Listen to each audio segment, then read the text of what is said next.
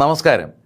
എല്ലാ പ്രിയപ്പെട്ട പഠിതാക്കൾക്കും സഹകാരി റൈസ് പ്ലസിൻ്റെ മറ്റൊരു മലയാളം മാരത്തോൺ ക്ലാസ്സിലേക്ക് ഹൃദ്യമായ സ്വാഗതം. ആദ്യമേ തന്നെ പതിവ് ചോദ്യം ചോദിച്ചുകൊള്ളട്ടെ. നിങ്ങൾക്ക് കാണുന്നതിനും കേൾക്കുന്നതിനും മറ്റ് സാങ്കേതിക ബുദ്ധിമുട്ടൊന്നും ഇല്ലല്ലോ അല്ലേ? കാണുന്നതിനും കേൾക്കുന്നതിനും പ്രയാസമൊന്നും ഇല്ലല്ലോ? ഇല്ല എന്ന് മനസ്സിലാക്കുന്നു. അപ്പോൾ നിരന്തരമായി ഉദ്യോഗാർത്ഥികളുടെ ഭാഗത്തു നിന്നുണ്ടാകുന്നൊരാവശ്യമാണ് പരീക്ഷ വരുമ്പോൾ ചില മുൻകാല ചോദ്യങ്ങളും ചോദ്യ മാതൃകകളും ഉൾപ്പെടുത്തിക്കൊണ്ടുള്ള അവലോകനം, മാരത്തോൺ. അപ്പോൾ സഹകാരി നിങ്ങളുടെ ആവശ്യം പരിഗണിച്ച് ഇന്ന് മലയാളത്തിലെ ചില മുൻകാല ചോദ്യങ്ങളും ചോദിക്കാൻ സാധ്യതയുള്ള ചോദ്യ മാതൃകകളും ഉൾപ്പെടുത്തി നമ്മൾ ഒരു മാരത്തോൺ ക്ലാസ് സംഘടിപ്പിച്ചിരിക്കുകയാണ്. തീർച്ചയായും നിങ്ങൾ അവസാനം വരെ പങ്കെടുക്കുമല്ലോ അല്ലേ? പങ്കെടുക്കാമെന്നാണ് ബഹുഭൂരിപക്ഷം പേരും പറയുന്നത്. ശരി, ഓക്കെ. അപ്പോൾ അങ്ങനെ പങ്കെടുക്കുന്നത് വളരെ സന്തോഷം. അപ്പോൾ അവസാനം വരെ കാണുക. ചിലപ്പോൾ നമുക്ക് ഇതിൽ നിന്നാണ് 2 മാർക്ക് അല്ലെങ്കിൽ 4 മാർക്ക് കിട്ടുന്നതെങ്കിൽ അവിടെയാണ് നമ്മുടെ ക്ലാസ്സിൻ്റെ വിജയം, അവിടെയാണ് സഹകാരി ധന്യമാകുന്നത്. അപ്പോൾ നമുക്ക് ചോദ്യത്തിലേക്ക് കടന്നാലോ? നിങ്ങളുടെ വിരലുകൾ റെഡിയാക്കി വെച്ചല്ലോ, മറുപടി അയക്കാനുള്ള തയ്യാറെടുപ്പിലാണല്ലോ. ആദ്യത്തെ ചോദ്യത്തിലേക്ക് കടക്കാം. നമ്മൾ ഏതാനും ചില മുൻകാല ചോദ്യങ്ങളും ചോദ്യ സാധ്യതയുള്ള ചില മാതൃകാ ചോദ്യങ്ങളും ആണ് ഇവിടെ ഉൾപ്പെടുത്തുക. നമുക്ക് ആദ്യത്തെ ചോദ്യത്തിലേക്ക് കടക്കാം. അതിങ്ങനെയാണ്: ശരിയായ സ്ത്രീലിംഗ ശബ്ദം ഉള്ളവ കണ്ടെത്തുക. ശരിയായ സ്ത്രീലിംഗ ശബ്ദം ഉള്ളവ കണ്ടെത്തുക. 1 രക്ഷകൻ, രക്ഷിക, സ്വാമി, സ്വാമിജി, കാന്തൻ, കാന്ത. തന്നിരിക്കുന്ന ഓപ്ഷനുകൾ A 1 3, 1 2, 3 2 3, 1 2 3 എന്നിവ. ഇതിലേതാണ് ശരി? വരട്ടെ, നിങ്ങളുടെ മറുപടി വരട്ടെ. ചിലർ A ആണ്, ചിലർക്ക് B ആണ്. നോക്കാം. ആദ്യത്തെ നമുക്ക് ഓരോന്നോരോന്നായി പരിശോധിക്കാം. നോക്കാം. രക്ഷകൻ, അതിൻ്റെ എതിർലിംഗം രക്ഷിക എന്നുള്ളത് ശരി തന്നെയാണ്. നമുക്ക് ചില സന്ദർഭങ്ങളിൽ ഇതിനെ രക്ഷകി എന്നും അച്ചടിച്ച് കണ്ടിട്ടുണ്ട്. ശരിയാണ്. ഇതൊരു സംസ്കൃത പദമാകയാൽ ഈ 2 വാക്കുകളും, രക്ഷകൻ, രക്ഷിക, ഈ 2 വാക്കുകളും ഇതിൻ്റെ എതിർലിംഗമായി പ്രയോഗിക്കാറുണ്ട്. കാരണം അത് സംസ്കൃതമായി പരിഗണിക്കുകയാണെങ്കിൽ രക്ഷകൻ എന്നതിൻ്റേത് രക്ഷികയാണ്. ഇനി നമ്മളിത് മലയാളത്തിലേക്ക് കടമെടുത്ത വാക്കാണ്. അപ്പോൾ മലയാളത്തിലാണെങ്കിൽ ഇപ്പോൾ വിദ്യാർത്ഥി, വിദ്യാർത്ഥിനി, നായകൻ, നായിക അല്ലേ? നായിക എന്ന് പറയുന്ന പോലെ വിദ്യാർത്ഥി, വിദ്യാർത്ഥിനി, അല്ലെങ്കിൽ ഏകാകി, ഏകാകിനി എന്നൊക്കെ പറയുന്ന മാതൃകയിൽ രക്ഷിക, രക്ഷകി എന്നായി മാറാം. അപ്പോൾ അത് രണ്ടും ശരി തന്നെയാണ്. അപ്പോൾ ഇവിടെ അത് ശരിയാണ്, രക്ഷകൻ, രക്ഷിക. ഇനി സ്വാമി, അത് ഒരു പുല്ലിംഗ പദമാണ്.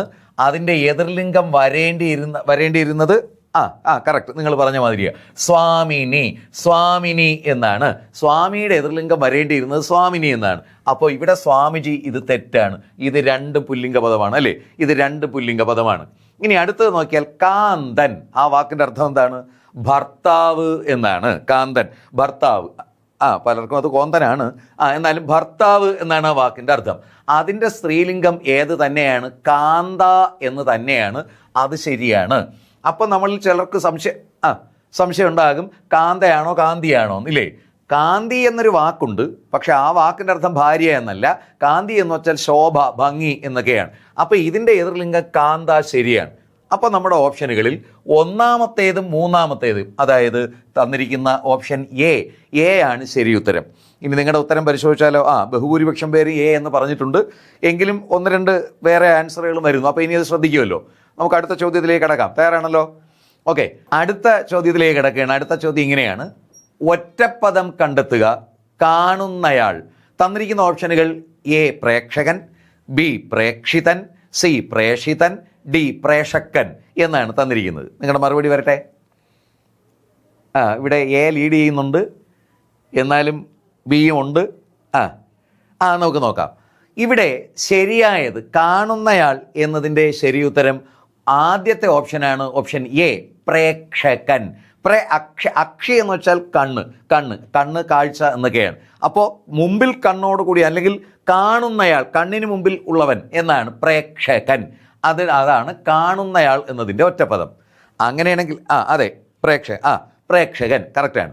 അങ്ങനെയാണെങ്കിൽ നമുക്ക് മറ്റു വാക്കുകൾ നോക്കിയാലോ? പ്രേക്ഷിതൻ എന്ന വാക്കിൻ്റെ അർത്ഥം കാണപ്പെടുന്നയാളെന്നാണ്.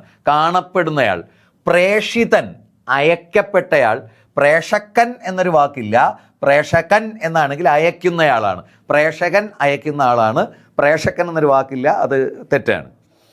അപ്പോൾ ഇവിടെ കാണുന്നയാൾ എന്നർത്ഥം വരുന്ന ഒറ്റപ്പദം പ്രേക്ഷകൻ എന്നതാണ്. പ്രേക്ഷകൻ. സംശയമില്ലല്ലോ? അടുത്ത ചോദ്യത്തിലേക്ക് കടക്കാം. തയ്യാറാണ്? ശരി. അടുത്ത ചോദ്യം ഇങ്ങനെയാണ്: ടെറിറ്റോറിയൽ ഡോമിനേഷൻ എന്നത് മലയാളത്തിലേക്ക് പരിഭാഷപ്പെടുത്തിയാൽ സർവാധിപത്യം, വിദേശാധിപത്യം എന്നായിരിക്കാം അന്ന് ചോദ്യകർത്താവ് ഉദ്ദേശിച്ചത്. പക്ഷെ അന്ന് ക്വസ്റ്റ്യനിൽ അച്ചടിച്ചു തന്നത് ഇങ്ങനെയാണ്: വിശോധിപത്യം, പ്രാദേശികാധിപത്യം, ഭീകരാധിപത്യം. ഇതിലേതാണ് ടെറിറ്റോറിയൽ ഡോമിനേഷൻ? സർവാധിപത്യം, വിദേശാധിപത്യം, പ്രാദേശികാധിപത്യം, ഭീകരാധിപത്യം. വരട്ടെ മറുപടി. ഇതിലിടയ്ക്കൊരു ടൈപ്പിംഗ് മിസ്റ്റേക്ക് ഉണ്ടായിരുന്നുണ്ടാകാം അല്ലേ പലരും ആൻസർ ലേറ്റ് ആവുന്നത്. കറക്റ്റ്, മിടുക്കി, ശരിയാ. ഓപ്ഷൻ സി, പ്രാദേശികാധിപത്യം എന്നതാണ് ശരി ഉത്തരം. പ്രാദേശികാധിപത്യം, അതാണ് ടെറിറ്റോറിയൽ ഡോമിനേഷൻ. പ്രാദേശികാധിപത്യം എന്നതാണ്. അപ്പോൾ ഇത് പരിഭാഷയുമായി ബന്ധപ്പെട്ട ചോദ്യമാണ് നമ്മൾ കണ്ടത്. ഇനി നമുക്ക് മറ്റൊരു ചോദ്യ മാതൃകയിലേക്ക് കിടക്കാം. ഇതാ നോക്കുക, ചോദ്യം ഇങ്ങനെയാണ്: ഉപകാരം ചെയ്തവരെ ദ്രോഹിക്കരുത് എന്നർത്ഥം വരുന്ന പഴഞ്ചൊല്ല് ഏത്? ഉപകാരം ചെയ്തവരെ ദ്രോഹിക്കരുത് എന്നർത്ഥം വരുന്ന പഴഞ്ചൊല്ല്. എ, കടന്നൽ കൂട്ടിൽ കല്ലെറിയരുത്. ബി, ഇറക്കമുണ്ടെങ്കിൽ ഏറ്റവുമുണ്ട്. സി, ഉണ്ട ചോറ്റിൽ കല്ലിടരുത്. ഡി, കനൽക്കട്ടയിൽ ഉറുമ്പരിക്കുക. മറുപടി. അയ്യോ, ഒന്നുകൂടെ നോക്കണേ, ആൻസർ ഒന്നുകൂടെ നോക്കണേ. ഡി ആണോ? ഒന്ന് നോക്കണേ. കറക്റ്റ്, അതാണ്. ഓപ്ഷൻ സി, ഉണ്ട ചോറ്റിൽ കല്ലിടരുത്. മിടുക്കികൾ, അത് തന്നെ, കൺഗ്രാറ്റ്സ്. ഓപ്ഷൻ സി, ഉണ്ട ചോറ്റിൽ കല്ലിടരുത്, അതാണ് ഉപകാരം ചെയ്തവരെ ദ്രോഹിക്കരുത് എന്നർത്ഥം വരുന്ന പഴഞ്ചൊല്ല്. ഉണ്ട ചോറ്റിൽ കല്ലിടരുത്. നോക്കൂ, ഇവിടെ കടന്നൽ കൂട്ടിൽ കല്ലെറിയരുത് എന്ന് വെച്ചാൽ അതിൻ്റെ അർത്ഥം അപകടം വിളിച്ചു വരുത്തരുത് എന്നാണ്. സ്വയം അപകടം വിളിച്ചു വരുത്തരുത്. നമ്മൾ കടന്നലിൻ്റെ കൂടുതൽ വലിച്ചൊന്ന് കല്ലെറിഞ്ഞാൽ എന്ത് പറ്റും? കടന്നലിൽ എറിഞ്ഞവൻ ആരാണ്, കൊണ്ടവൻ ആരാണെന്നൊരു പിടിയില്ല. അവൻ ചുറ്റുമുള്ള എല്ലാത്തിനെയും കുത്തി ഓടിക്കും. അപ്പോൾ നമ്മളായിട്ട് വെറുതെ ഇരുന്നതിനെ ചെന്ന് തോണ്ടി അപകടം വരുത്തുകയാണ്. അപ്പോൾ അപകടം ക്ഷണിച്ചു വരുത്തരുത് എന്നാണ് കടന്നൽ കൂട്ടിൽ കല്ലെറിയരുത്. കടന്നൽ കൂട്ടിൽ കല്ലെറിയുക എന്ന് വെച്ചാൽ അപകടം ക്ഷണിച്ചു വരുത്തുക എന്നാണ്. ഇറക്കമുണ്ടെങ്കിൽ ഏറ്റവും ഉണ്ട് എന്നുള്ളത്, ദുഃഖമുണ്ടെങ്കിൽ സുഖവുമുണ്ട്, സന്തോഷമുണ്ടെങ്കിൽ സങ്കടമുണ്ട്, സങ്കടമുണ്ടെങ്കിൽ സന്തോഷവുമുണ്ട്, അതാണ് ഇറക്കമുണ്ടെങ്കിൽ ഏറ്റവും ഉണ്ട്. കനൽക്കട്ടയിൽ ഉറുമ്പരിക്കുക, അത് നമ്മൾ കുറുന്തോട്ടിക്ക് വാദം എന്ന് പറയുന്ന മാതിരിയാണ്. കനൽക്കട്ടയിൽ ഉറുമ്പരിക്കൂ ഇല്ല. അപ്പോൾ പക്ഷേ പറഞ്ഞതാണ് കുറുന്തോട്ടിക്ക്, അതായത് ഔഷധത്തിന് തന്നെ രോഗം പിടിപെടുക, ആ അവസ്ഥ വരുന്നത്, വിരോധാഭാസം വരുന്നതാണ് കനൽക്കട്ടയിൽ ഉറുമ്പരിക്കുക. അപ്പോൾ ഇവിടെ ഉപകാരം ചെയ്തവനെ ദ്രോഹിക്കരുത് എന്നർത്ഥം വരുന്നത് ഉണ്ട ചോറ്റിൽ കല്ലിടരുത്, നന്ദികേട് കാണിക്കരുത് എന്നുള്ളതാണ്. അപ്പോൾ ഇവിടെ ബഹുഭൂരിപക്ഷം പേരും ശരിയുത്തരം തന്നെയാണ് പറഞ്ഞത്. ഓപ്ഷൻ സി, ഉണ്ട ചോറ്റിൽ കല്ലിടരുത്, ബഹുഭൂരിപക്ഷം പേരും ശരിയുത്തരം തന്നെയാണ് തന്നത്. അപ്പോൾ ഇനി നമുക്ക് അടുത്ത ചോദ്യത്തിലേക്ക് കിടക്കാം. ആ ചോദ്യം ഇങ്ങനെയാണ്: താഴെ തന്നിരിക്കുന്നവയിൽ എല്ലാ പദങ്ങളും ശരിയായിട്ടുള്ളവ ഏത്? ഈ തന്നിരിക്കുന്ന ജോഡികളിൽ എല്ലാം ശരിയായിട്ടുള്ളത് ഏത്?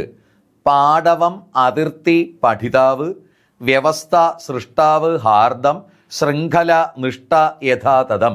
തന്നിരിക്കുന്ന ഓപ്ഷനുകൾ: എ 1, 2, ബി 2, 3, സി 1, 3, ഡി 1, 2, 3 എന്നിവ. ഇതിലേതാണ് ശരിയായിട്ടുള്ള പദച്ചേരുവ എന്നാണ്. ഇത് PSCയുടെ ഇത്തരം ചോദ്യങ്ങൾ പലപ്പോഴും നമ്മുടെ ക്ലറിക്കൽ എബിലിറ്റിയെ കൂടെ നോക്കിക്കളയും അല്ലേ? 1, 2, 2, 4 ഒക്കെ ആയിട്ട്. ശരി മാത്രം അറിഞ്ഞാൽ പോരെ. സി ആണോ? ഒന്ന് നോക്കൂ അനു, സി ആണോ? കറക്റ്റ്.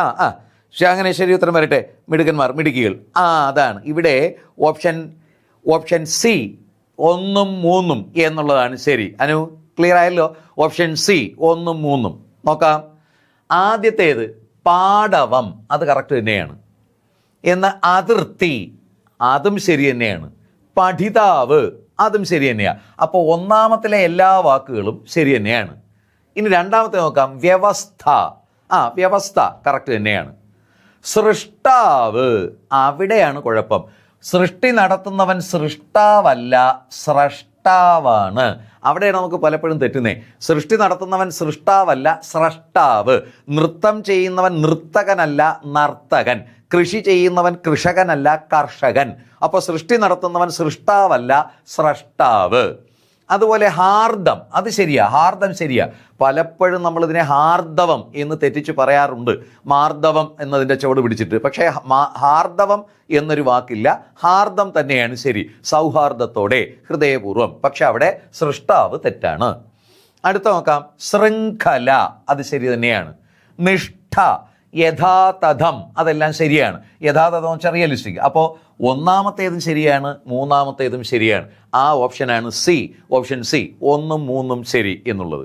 അപ്പോൾ ഈ തന്നിരിക്കുന്നതിൽ ഒന്നാമത്തെ, അതായത് പാടവം, അതിർത്തി, പഠിതാവ്, ശൃംഖല, നിഷ്ഠ, യഥാതഥം, അതെല്ലാം ശരിയാണ്. രണ്ടാമത്തെ തെറ്റാൻ കാരണം അല്ല, 2 വാക്കുകൾ ശരിയായിരുന്നു, വ്യവസ്ഥയും ഹാർദവും. സൃഷ്ടാവല്ല, സൃഷ്ടി നടത്തുന്നവൻ സ്രഷ്ടാവാണ്. അടുത്ത ചോദ്യം നോക്കാം. ഓക്കെ, മിടുകന്മാർ, ഒരു മിടുക്കികൾ, ഒരുപാട് പേര് ശരി ഉത്തരം തന്നു. നമുക്ക് അടുത്ത ചോദ്യത്തിലേക്ക് കിടക്കാം. ആ ചോദ്യം ഇങ്ങനെയാണ്: മഹോന്നതം.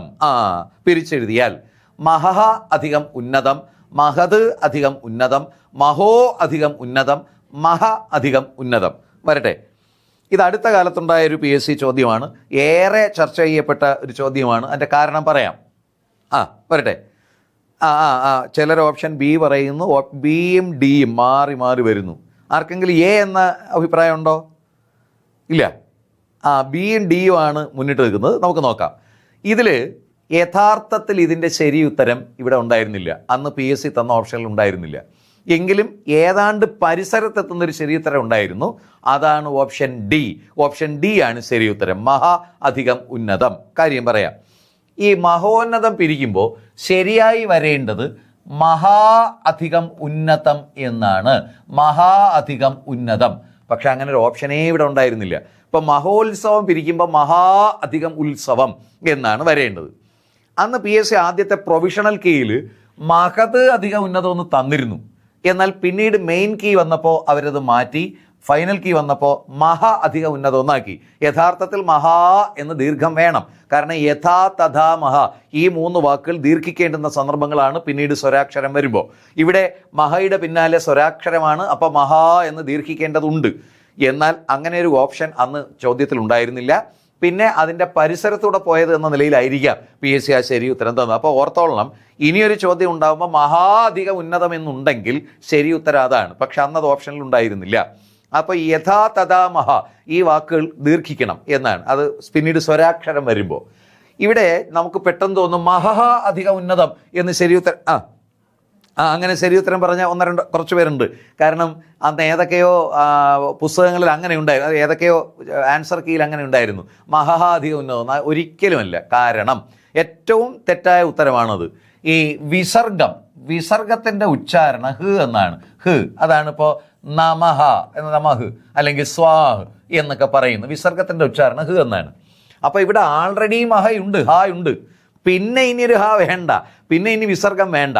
അതേസമയം ഇത് നമഹ എന്നങ്ങനെ ആയിരുന്നെങ്കിൽ ശരിയാ, ഇത് ഹാ അല്ല, അല്ലെങ്കിൽ ഇത് ഹാ അല്ല, അല്ലെങ്കിൽ ഇപ്പോൾ തഥ യഥ എന്നൊക്കെ പറയുമ്പോൾ, അല്ലെങ്കിൽ അധകൃതൻ എന്നൊക്കെ പറയുമ്പോൾ അധകൃ ഇവിടെ ഹ്ന് പകരം വിസർഗം ഉപയോഗിക്കാം. ഇവിടെ ആൾറെഡി ഒരു ഹാ കിടക്കുകയാണ്, ഹ് കിടക്കുകയാണ്. പിന്നെ മഹഹ എന്നാരും പറയില്ല, അത് തെറ്റാണ്. ഇവിടെ ശരി ഉത്തരം മഹാ അധികം ഉന്നതം. പക്ഷെ അതില്ലാത്തതിനാൽ ഇതാണ് ശരിയായി PSC തന്നത്, ഓപ്ഷൻ ഡി, മഹാ അധികം ഉന്നതം. ക്ലിയർ ആയല്ലോ? അപ്പോൾ അടുത്ത ചോദ്യത്തിലേക്ക് പോകാം.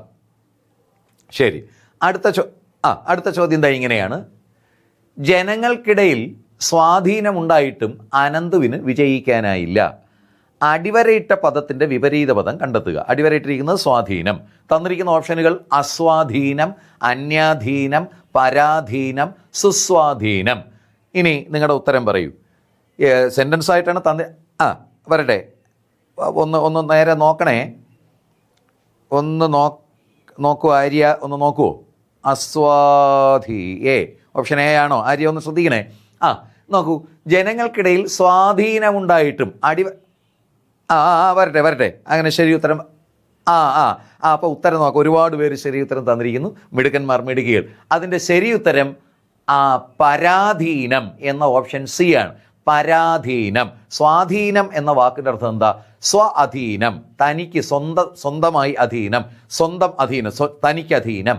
അപ്പോൾ പര എന്ന വാക്കിൻ്റെ അർത്ഥം എന്താ? അന്യനധീനം. സ്വാധീനം സ്വന്തമായി അധീനത്തിലുള്ളത്, പരാധീനം അന്യനധീനമായിട്ടുള്ളത്.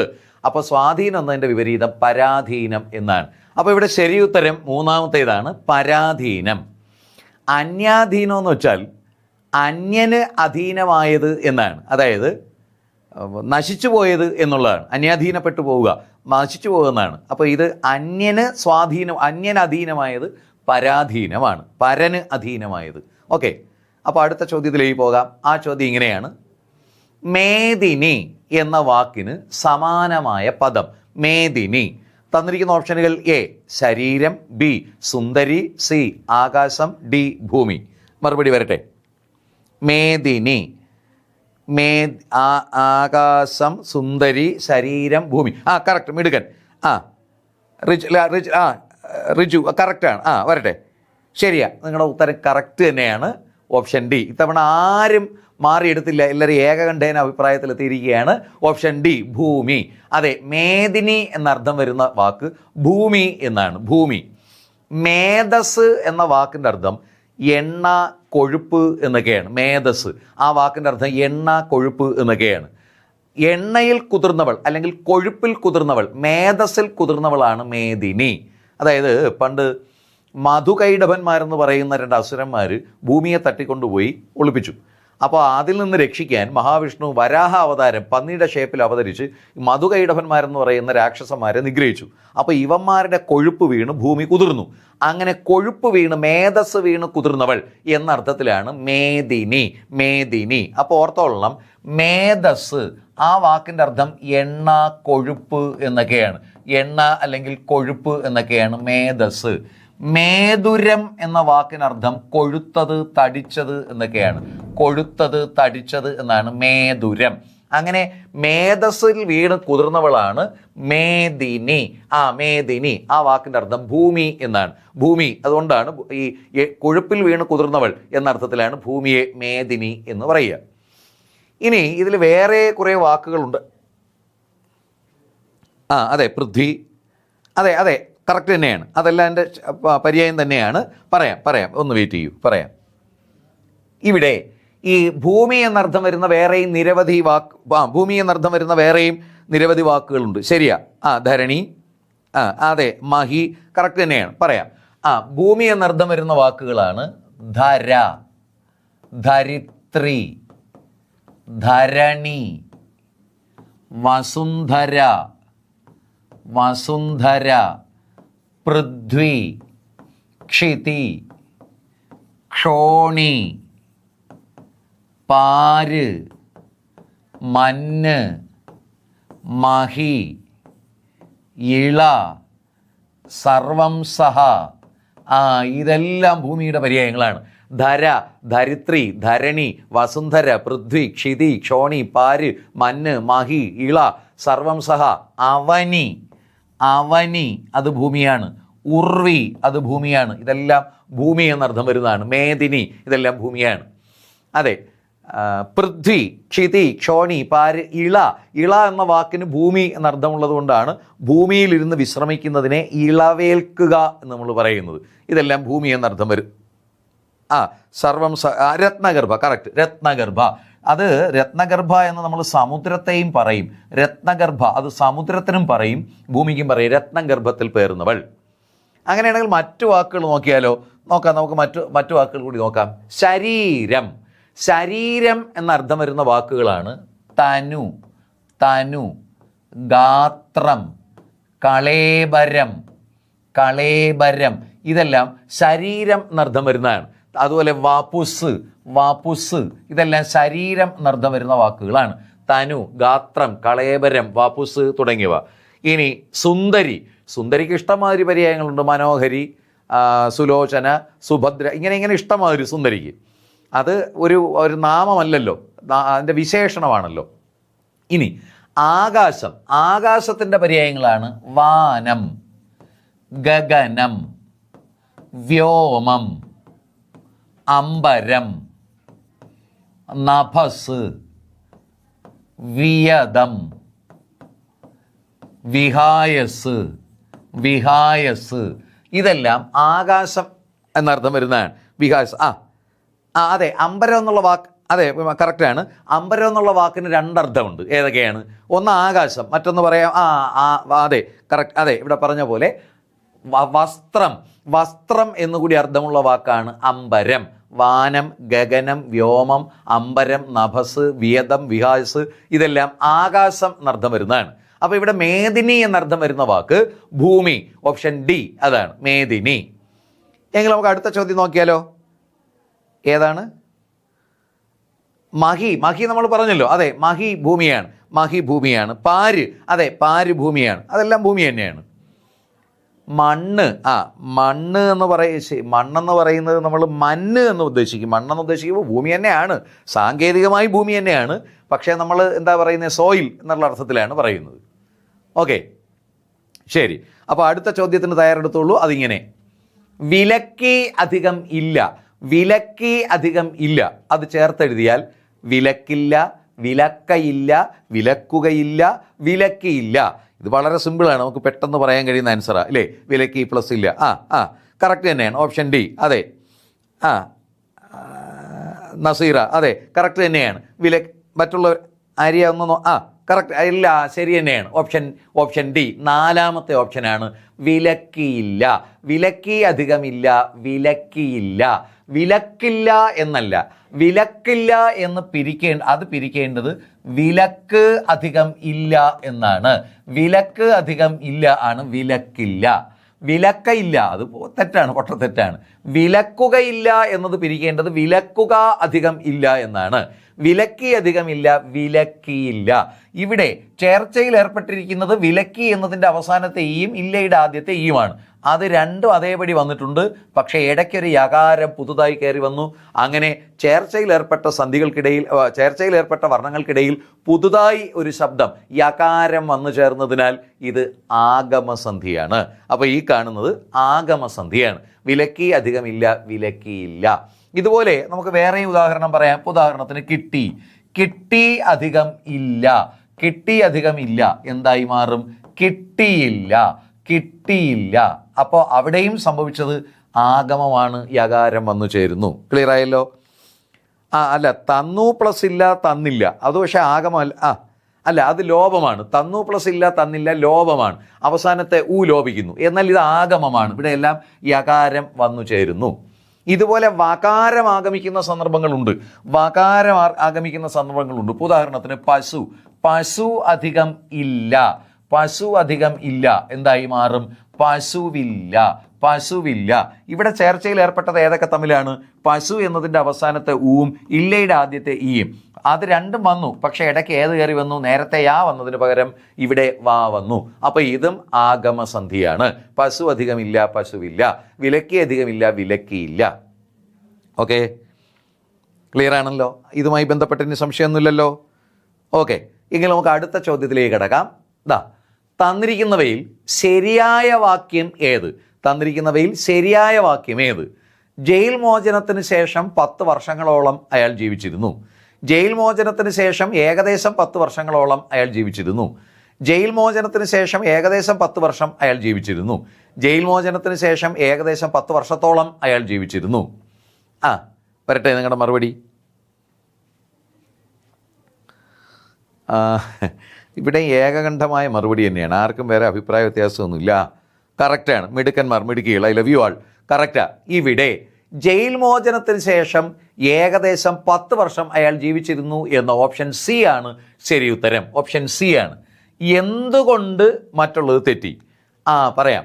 നമ്മൾ വചനഭേദം പഠിച്ചപ്പോൾ, നാമവുമായി ബന്ധപ്പെട്ട വചനഭേദം പഠിച്ചപ്പോൾ ഒരു കാര്യം പറഞ്ഞു. ഒരു അചേതന നപുംസകത്തിന് എന്താണ് അചേതനം? ജീവനില്ലാത്തത്. എന്താണ് നപുംസകം? ആണുമല്ല പെണ്ണുമല്ല.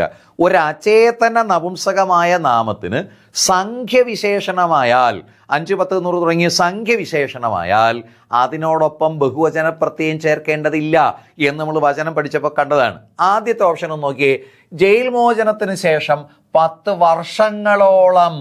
10 വർഷങ്ങളോളം. അവിടെ 2 പെസകുണ്ട്. 1 വർഷങ്ങൾ എന്ന് വേണ്ട, 2 വർഷങ്ങളോളം എന്ന് വേണ്ട. വർഷം എന്നുള്ളതൊരു അചേതനമാണ്, നോൺ ലിവിങ് ആണ്. അതാണല്ല പെണ്ണല്ല, നപുംസകമാണ്. 10 സംഖ്യയാണ്. അപ്പോൾ 10 വർഷങ്ങൾ എന്ന പ്രയോഗം തെറ്റാണ്. 10 വർഷം മതി. ഇനി 10 വർഷം എന്ന് പറഞ്ഞിട്ട് പിന്നെ ഇനി ഓളവും കൂടെ വേണ്ട. അപ്പോൾ അവിടെ 2 തരത്തിലുള്ള പെസകുണ്ട്. ഇനി രണ്ടാമത്തെ ഓപ്ഷൻ നോക്കിയാലോ. ജയിൽ മോചനത്തിന് ശേഷം ഏകദേശം 10 വർഷങ്ങളോളം അയാൾ ജീവിച്ചിരുന്നു. അവിടെ വീണ്ടും പെസകുണ്ട്. ഏകദേശം ഓളം കൂടെ. നേരത്തെയും വർഷങ്ങൾ കഴിഞ്ഞ ഓളം വേണ്ട, 10 എന്ന് പറയുന്നുണ്ട്. ഇവിടെ വീണ്ടും പൗനരുക്തി വന്നു, ഏകദേശവും ഓളവും കൂടി. ഇനി നാലാമത്തെ ഓപ്ഷനിലോ ജയിൽ മോചനത്തിന് ശേഷം ഏകദേശം 10 വർഷത്തോളം അയാൾ ജീവിച്ചിരുന്നു. അവിടെയും ഏകദേശവും ഓളവും കൂടെ വരുന്നു. അത് രണ്ടും വേണ്ട. എന്നാൽ ജയിൽ മോചനത്തിന് ശേഷം ഏകദേശം 10 വർഷം ജീവിച്ചിരുന്നു. അതാണ് അവിടെ ശരിയായ ഉത്തരം. അപ്പോൾ നമ്മൾ ഓർക്കേണ്ടത് ഒരു അചേതന നപുംസകത്തിന്, നോൺ ലിവിങ് ആയ ജീവനില്ലാത്ത ആണല്ല പെണ്ണല്ലാത്തൊരു നാമത്തിന് സംഖ്യവിശേഷണമാകുമ്പോൾ അവിടെ ബഹുവചന പ്രത്യയം വേണ്ടതില്ല. ഓക്കെ, നമുക്ക് വരും ഇനിയും വാക്യശുദ്ധിയുണ്ട്. ഓക്കെ, അപ്പോൾ നമുക്ക് അടുത്ത ചോദ്യത്തിലേക്ക് കിടക്കാം. അപ്പോൾ ഇവിടെ എല്ലാവരും ശരി ഉത്തരമാണ് തന്നിരിക്കുന്ന ഓപ്ഷൻ സി കറക്റ്റ് തന്നെയാണ്. നമുക്ക് അടുത്ത ചോദ്യത്തിലേക്ക് കിടക്കാം. അടുത്ത ചോദ്യം ഇങ്ങനെയാണ്: ശരിയായ പദം തിരഞ്ഞെടുക്കുക. അപരാധി, അതിഥി, അശ്ലേഷം, അനുഗ്രഹം. ഇവിടെ ഇത് PSCയുടെ ഒരു പ്രീവിയസ് ക്വസ്റ്റ്യനാണ്. ഈ ക്വസ്റ്റ്യൻ പിന്നീട് അവർ ക്യാൻസൽ ചെയ്തു എന്നാണ് അറിയുന്നത്. കാരണം ശരി ഉത്തരം ഉണ്ടായിരുന്നില്ല. ഇവിടെ ശരിയായ പദം തിരഞ്ഞെടുക്കാനാണ് പറഞ്ഞത്. എന്നിട്ട് മറ്റേ 1, 2, 2, 4 അങ്ങനെ ഒരു ഓപ്ഷനും തന്നില്ല. ഇവിടെ യഥാർത്ഥത്തിൽ 2 വാക്കുകൾ ശരിയാണ്. അപരാധിയും ശരിയാണ്, അതിഥിയും ശരിയാണ്. എന്നാൽ അശ്ലേഷം തെറ്റാണ്, അനുഗ്രഹവും തെറ്റാണ്. ഇത് വേണ്ടത് അശേഷം എന്നും ഇത് വേണ്ടത് അനുഗ്രഹം എന്നുമാണ്. അപ്പോൾ ഇവിടെ 2 വാക്കുകൾ ശരിയുണ്ടായിരുന്നു. എന്നാൽ അങ്ങനെ ഒരു ഓപ്ഷൻ അവിടെ ഉണ്ടായിരുന്നില്ല. അപ്പോൾ ആ ക്വസ്റ്റ്യൻ്റെ ആൻസർ അവർ പിന്നീട് ക്യാൻസൽ ചെയ്യും എന്നാണ് മനസ്സിലാകുന്നത്. അതുകൊണ്ട് ഇവിടെ നമുക്ക് അതിൻ്റെ ചോദ്യം ചർച്ച ചെയ്തു പോകാം. അതിൻ്റെ ഉത്തരം അവിടെ നിൽക്കട്ടെ. ശരിയായ പദം 2 എണ്ണം ഉണ്ട്. അപരാധി, ആ വാക്കിൻ്റെ അർത്ഥം കുറ്റവാളി എന്നാണ്. കുറ്റവാളി, അപരാധം ചെയ്തവൻ. അതിഥി എന്ന വാക്കിൻ്റെ അർത്ഥം തിഥി നോക്കാതെ വരുന്നവൻ, സമയം നോക്കാതെ വരുന്നവൻ, ഗസ്റ്റ് എന്നാണ്. അശേഷം ഒട്ടും. അനുഗ്രഹമല്ല, അനുഗ്രഹമാണ് ശരി. പക്ഷേ അനുഗ്രഹിക്കപ്പെട്ടത് അനുഗ്രഹീതമല്ല, അനുഗ്രഹീതമാണ്. അനുഗ്രഹിക്കപ്പെട്ടത് അനുഗ്രഹീതമാണ്, പക്ഷെ അനുഗ്രഹമല്ല, അനുഗ്രഹമാണ് ശരി. അപ്പോൾ ഇവിടെ ശരി ഉത്തരം ഉണ്ടായിരുന്നില്ല. ഈ 2 വാക്കുകളും ശരിയാണ്. ഓക്കെ, എന്നാലും ചിലരൊക്കെ ഇവിടെ ആൻസർ പറഞ്ഞു അല്ലേ? എല്ലാവരും അതിഥി തിരഞ്ഞെടുത്തു. അപരാധിയും ശരിയാണ്. ഓക്കെ, അല്ല അത് നിങ്ങളുടെ കുഴപ്പമല്ല, അത് PSC ഞാൻ തന്നത് അങ്ങനെയാണ്. ശരി, അപ്പോൾ നമുക്ക് അടുത്ത ചോദ്യത്തിലേക്ക് കിടക്കാം. അടുത്ത ചോദ്യം ഇങ്ങനെയാണ്: ഭൂമിയുടെ പര്യായ പദം അല്ലാത്തതേത്? ഭൂമിയുടെ പര്യായ പദം അല്ലാത്തത്. മേദിനി, അവനി, ജനനി, ധരണി. ഇതിൽ ഭൂമിയുടെ പര്യായം അല്ലാത്തത്. ഇത് കുറച്ച് എളുപ്പമുണ്ടല്ലേ? കാര്യം മേദിനി നമ്മൾ നേരത്തെ ചർച്ച ചെയ്താണല്ലോ ഭൂമിയുടെ. പറയട്ടെ, കറക്റ്റ് അത് തന്നെയാണ്. അരുൺ, പാർവതി, ശരിയാ. മിടുക്കികൾ, കറക്റ്റ് തന്നെയാണ്. ഓപ്ഷൻ സി ജനനി. അത് ഭൂമിയുടെ പര്യായമല്ല. ജനനി എന്ന വാക്കിൻ്റെ അർത്ഥം അമ്മ എന്നാണ്. അമ്മ, ജന്മം നൽകുന്നവളാണ് ജനനി, അമ്മ. പിന്നെ ഭൂമിയെയും നമ്മൾ അമ്മയായി പരിഗണിക്കുന്ന രീതിക്ക് വേണമെങ്കിൽ സൂചിതാർത്ഥത്തിൽ അമ്മ ജനനി എന്ന് പറയാമെന്നുള്ളതേ ഉള്ളൂ. എന്നാൽ മേദിനി, അവനി, ധരണി ഇതെല്ലാം ഭൂമി എന്നർത്ഥം വരുന്നതാണ്. അമ്മയ്ക്ക് വേറെയും പര്യായമുണ്ട്. ജനനി, ജനയിത്രി, മാതാവ്, അമ്പ ഇതെല്ലാം. ധാത്രിക്ക് ഭൂമി എന്നർത്ഥമുണ്ട്, അമ്മ എന്നർത്ഥമുണ്ട്. ധാത്രി, വളർത്തമ്മ എന്നുകൂടി അർത്ഥമുള്ള വാക്കാണ് ധാത്രി. ഇതെല്ലാം അമ്മ എന്നർത്ഥം വരുന്നതാണ്. ഇത് അമ്മ, അതെ, ഇതെല്ലാം മാതാവ് ഇതെല്ലാം അമ്മ എന്നർത്ഥം വരുന്നതാണ്. അപ്പോൾ ഇവിടെ ശരി ഉത്തരം ഓപ്ഷൻ സി ആണ്, ജനനി. അത് ഭൂമിയുടെ പര്യായമല്ല. എന്നാൽ മേദിനി, അവനി, ധരണി തുടങ്ങിയവ ഭൂമി എന്നർത്ഥം വരുന്ന വാക്കുകളാണ്. അപ്പോൾ നമുക്ക് അടുത്ത ചോദ്യത്തിലേക്ക് കിടക്കാം. അടുത്ത ചോദ്യം ഇങ്ങനെയാണ്. എല്ലാവരും റെഡിയാണല്ലോ? അങ്കുശം എന്നതിൻ്റെ വിപരീത പദം ഏത്? അങ്കുശം എന്നതിൻ്റെ വിപരീത പദം. തന്നിരിക്കുന്ന ഓപ്ഷനുകൾ: അപങ്കുശം, നിരങ്കുശം, അനങ്കുശം, സങ്കുശം. ഈ 4 ഓപ്ഷനുകളാണ് തന്നിരിക്കുന്നത്. വരട്ടെ: അപങ്കുശം, നിരങ്കുശം, അനങ്കുശം, സങ്കുശം. ഓപ്ഷൻ സി ഒന്ന് നോക്കൂ. സി ആണ്. മിടുക്കി, കറക്റ്റാ. അതാണ് ഇവിടുത്തെ ശരി ഉത്തരം. നിരങ്കുശം എന്നതാണ്. ഓപ്ഷൻ ബി, നിരങ്കുശം എന്നതാണ് ശരി. അങ്കുശം എന്ന വാക്കിൻ്റെ അർത്ഥം എന്താ? അങ്കുശം അങ്കുശം എന്ന വാക്കിൻ്റെ അർത്ഥം തോട്ടി എന്നാണ്. തോട്ടി, നമ്മൾ ഈ ആനയെ മേയ്ക്കുന്ന തോട്ടി ഉണ്ടല്ലോ, അതാണ് അങ്കുശം. നമ്മൾ ആ ഷേപ്പിൽ ഇരിക്കുന്നതുകൊണ്ട് ഈ കോമ എന്ന് ഇംഗ്ലീഷിൽ പറയുന്ന അല്പവിരാമം എന്ന ചിഹ്നത്തെയും നമ്മൾ അങ്കുശം എന്ന് പറയും. കോമയെയും അങ്കുശം എന്ന് പറയും. അങ്ങനെ പറയാൻ കാരണം അത് ഈ തോട്ടിയുടെ ഷേപ്പിൽ വളഞ്ഞിരിക്കുന്നത് കൊണ്ടാണ് അതിനെ അങ്കുശം എന്ന് പറയുന്നത്. അപ്പോൾ അങ്കുശം എന്ന വാക്കിൻ്റെ അർത്ഥം തോട്ടി അഥവാ നിയന്ത്രണം എന്നൊക്കെയാണ്. ആനയെ നിയന്ത്രിക്കാനാണല്ലോ തോട്ടി. അതുകൊണ്ടാണ് ചങ്ങമ്പുഴ പണ്ട് പാടിയത്, അങ്കുശമില്ലാത്ത ചാബല്യമേ മഞ്ഞിൽ അങ്കനെ എന്ന് വിളിക്കട്ടെ നിന്നെ ഞാൻ. നിയന്ത്രണമില്ലാത്ത, അല്ലേ, യാതൊരു മടിയുമില്ലാത്ത ചാബല്യമേ മഞ്ഞിൽ അങ്കനെ എന്ന് വിളിക്കട്ടെ നിന്നെ ഞാൻ എന്ന് ചങ്ങമ്പുഴ പാടിയത് അങ്ങനെയാണ്. അപ്പോൾ ഇവിടെ നിരങ്കുശം, അങ്കുശമില്ലാത്തത്, തടസ്സമില്ലാത്തത്, നിയന്ത്രണമില്ലാത്തത് എന്നൊക്കെയാണ് നിരങ്കുശം. മറ്റ് പ്രയോഗങ്ങളൊക്കെ തെറ്റാണ്. നിരങ്കുശമാണ് അങ്കുശത്തിൻ്റെ വിപരീത പദം. ഓക്കെ, ഇവിടെ ആർക്കും എതിരഭിപ്രായമില്ല. ഒന്നോ രണ്ടോ അത് ഓക്കെ, മാറിയല്ലോ, പിന്നീട് മാറി വന്നു. ശരി, അപ്പോൾ അടുത്ത ചോദ്യത്തിലേക്ക് കിടക്കാം. അടുത്ത ചോദ്യം ഇങ്ങനെയാണ്: കൺ അധികം നേർ, കൺ അധികം നേർ ചേർത്തെഴുതുക. കൺ നേർ, കണ്ണീർ, കണ്ണുനീർ, കണുനീർ. ഇതിലേതാണ് കൺ അധികം നീർ? ഇത് PSC ഇടയ്ക്കിടയ്ക്ക് ഇങ്ങനെ ചോദിക്കുന്ന, നിരന്തരം അവരുടെ ഇടയ്ക്കിടയ്ക്ക് റിപ്പീറ്റ് ചെയ്യുന്ന ചോദ്യമാണ്. നിങ്ങൾ അതെ, ഓപ്ഷൻ കറക്റ്റ് തന്നെ. അതെ, ഓപ്ഷൻ ബി തന്നെയാണ്. ആർക്കും വേറൊരു അഭിപ്രായമില്ല. ഓപ്ഷൻ ബി, അതാണ് കണ്ണീർ. കൺ പ്ലസ് നീർ, കണ്ണീർ. ഇവിടെ എന്താ സംഭവിച്ചതെന്നറിയോ? നീർ എന്നതിലെ നകാരം നഷ്ടപ്പെട്ടു. നീർ എന്നതിലെ നകാരം നഷ്ടപ്പെട്ടു. പകരം ഒരു നകാരം വന്നു. ഈ വന്ന നായും ഇവിടെ ഉണ്ടായിരുന്ന നായും കൂടെ ചേർന്ന് ഇരട്ടിച്ചെന്തായി മാറി? കണ്ണീർ എന്നായി മാറി. അപ്പോൾ ഫലത്തിൽ അവിടെ സംഭവിച്ചത് ഇരട്ടിപ്പല്ല, പകരം വരലാണ്. നാ പോയി നാ വന്നു. അങ്ങനെ പകരം വരുന്നതിനാൽ ഇത് ആദേശസന്ധിയാണ്. കണ്ണധികം നീർ, കണ്ണീർ ആദേശസന്ധിയാണ്. അപ്പം നമ്മൾ ചോദിക്കും, കണ്ണുനീർ എന്ന് വന്നുകൂടെ എന്ന്. അല്ല, അങ്ങനെ വരണമെങ്കിൽ കണ്ണ് അധികം നീർ എന്ന് ചേർക്കണം. കണ്ണ് പറയാം, അതിൻ്റെ വേറെ എക്സാം. കണ്ണ് അധികം നീർ എന്നെടുത്താൽ കണ്ണുനീരാകും. അപ്പോൾ കണ്ണീർ എന്നാണ്. അപ്പോൾ ഇതുപോലുള്ള വേറൊരു ഉദാഹരണം പറയാൻ നോക്കൂ. വെൺ അധികം നീർ, വെൺ അധികം നീർ. ഇവിടെയും എന്ത് സംഭവിക്കും? നീർ എന്നതിലെ നകാരം നഷ്ടപ്പെടും, പകരം ഒരു നകാരം വരും. അത് രണ്ടും കൂടെ ചേർന്ന് എന്തായി മാറും? വെണ്ണീർ എന്നായി മാറും. ഇതും ആദേശമാണ്. നാ പോയി നാ വരുന്നതിനാൽ അതും ആദേശമാണ്. വെൺ അധികം നീർ, വെണ്ണീർ. കൺ അധികം നീർ, കണ്ണീർ. ഇതെല്ലാം ആദേശസന്ധിക്ക് ഉദാഹരണങ്ങളാണ്. ക്ലിയർ ആയല്ലോ? പ്രവീൺ, ഏതാണ്? കണ്ടു. കണ്ടു ആദേശമാണ്, പക്ഷെ അവിടെ വരുന്ന എങ്ങനെ നമ്മൾ വരും. ഇനി ആ ചോദ്യത്തിലേക്ക് വരും, അല്പം വെയിറ്റ് ചെയ്യൂ, കൃത്യമായി എത്തിച്ചേരും. ഓക്കെ, അപ്പോൾ അടുത്ത ചോദ്യത്തിലേക്ക് കിടക്കാം. അടുത്ത ചോദ്യം ഇങ്ങനെയാണ്: ശരിയായ വാക്യമേത്? ശരിയായ വാക്യമേത്? രാമനും കൃഷ്ണനോ അവിടെ പോയില്ല. ഓരോ ആളുകളും മുന്നോട്ട് വരണം. മറ്റ് ഗത്യന്തരമില്ലാതെ അയാൾ തിരിച്ചടിച്ചു. മുതിർന്നവരെ നാം ബഹുമാനിക്കണം. ഇതിൽ ശരിയായത് ഏത് എന്നാണ് ചോദ്യം. വളരെ സിമ്പിൾ ആയതുകൊണ്ട് നിങ്ങൾക്ക് പെട്ടെന്ന് അതെ കറക്റ്റാണ്. മിടുക്കന്മാർ, മിടുക്കികൾ. ശുഭ, അതെ കറക്റ്റാണ്. Option D. ഓപ്ഷൻ ഡി ആണ് ശരിയുത്തരം. മുതിർന്നവരെ നാം ബഹുമാനിക്കണം. ഇവിടുത്തെ ശരിയുത്തരം മുതിർന്നവരെ നാം ബഹുമാനിക്കണം. എങ്കിൽ മറ്റ് സെൻറ്റൻസുകളിൽ എന്ത് തെറ്റാണുണ്ടായതെന്ന് നോക്കണമല്ലോ. മറ്റ് സെൻറ്റൻസുകളിൽ എന്ത് തെറ്റുണ്ടായി നോക്കൂ. രാമനും കൃഷ്ണനോ അവിടെ പോയില്ല. അവിടെ എന്ത് സംഭവിച്ചു? സമുച്ചയദോഷമുണ്ടായി.